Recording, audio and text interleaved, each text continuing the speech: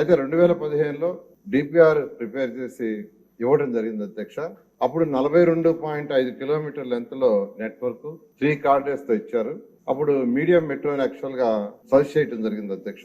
2016 July 8న government of India వాళ్ళు PPP మోడల్లో ఉమ్మని యాక్చువల్ గా మనకు చెప్పడం జరిగింది. అయితే 2017లో government of India new metro పాలసీని తీసుకొచ్చింది అధ్యక్ష. దాని ప్రకారం మళ్ళీ అప్లై చేయమని యాక్చువల్ గా ఆ రోజు మనకు చెప్పడం జరిగింది.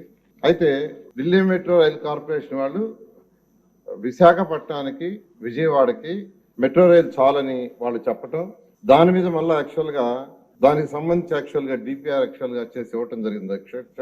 అయితే ఆ రోజు ఉన్న టీడీపీ ప్రభుత్వం టెండర్స్ కాల్ఫర్ చేసింది 2019 ఏప్రిల్. బిడ్స్ కూడా వచ్చినాయి.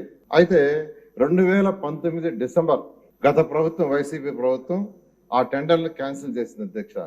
అదే ఆ టెండర్ కానీ కంటిన్యూ చేసింటే వరకు విశాఖపట్నానికి విజయవాడకి మెట్రో రైలు వచ్చిండేది. అయితే వాళ్ళు చేసిన తప్పు వల్ల అంటే వాళ్ళు భోగాపురం వరకు ఎక్స్టెండ్ చేయండి అని చెప్పి ఒక సాకు పెట్టి ఆ టెండర్లు ఏదైతే 2019లో మనం ఫైనలైజ్ చేయబోయే టెండర్స్ 4 లక్షలుగా క్యాన్సిల్ చేశారు అధ్యక్ష.